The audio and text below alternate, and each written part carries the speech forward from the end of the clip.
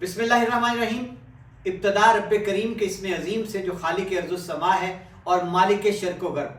दुरूद सलाम शान कायनात जाने कायनात नबी मुकर्रम हज़रत मोहम्मद मुस्तफ़ा सल्लल्लाहु अलैहि वसल्लम पर।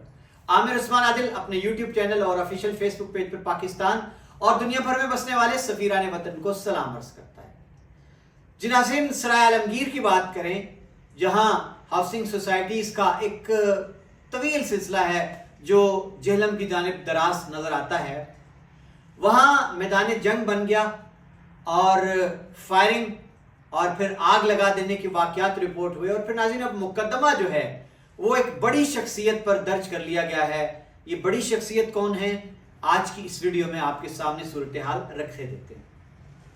वाक़या कुछ यूँ हुआ जनाब के सराय आलमगीर में निजी हाउसिंग सोसाइटीज़ हैं, ग्रैंड सिटी के नाम से है, मेट्रो सिटी है, और तो वैसे वहाँ पे आसपास अब बहुत सारी हाउसिंग सोसाइटीज़ बड़ी तेज़ी से सामने आई हैं, लेकिन बड़े नाम यही हैं दो जिनका आपस में बहुत हर वक्त मुकाबला भी रहता है।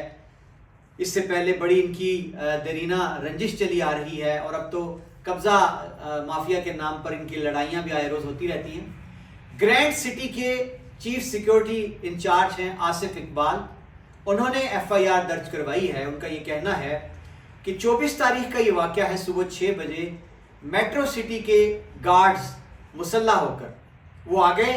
मोज़ा ये चुआ है जिसको चुआ करियाला बोला जाता है, वहाँ रकबा ग्रैंड सिटी का बताया उन्होंने कि उस पर कब्ज़े की नीयत से आए और इनके हमरा मुसल्ला अफराद थे, मशीनरी भी थी, और आते ही इन्होंने हल्ला बोला और ललकारा मारा कि आज ग्रैंड सिटी की जगह पर कब्ज़ा कर लो और जो सामने आए उसको मार डालो।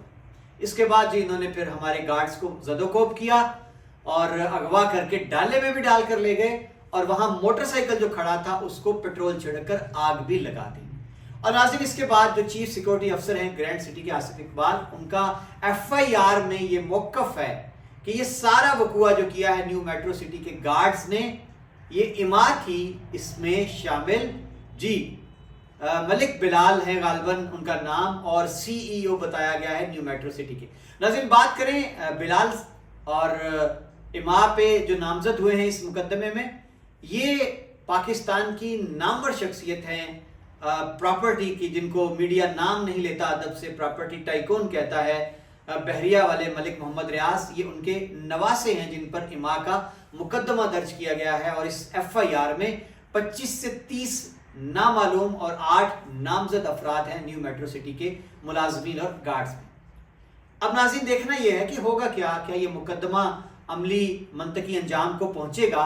इससे पहले एक वाक़या पेश आया था आज से करीब कोई 2 साल कबल, कि जब न्यू मेट्रो सिटी और इसी चुआ करियाला और नवाही देहात के लोगों के बीच एक तसादम हो गया था और ये तसादम खूनी बन गया था और उसके नतीजे में एक कीमती जान भी चली गई थी।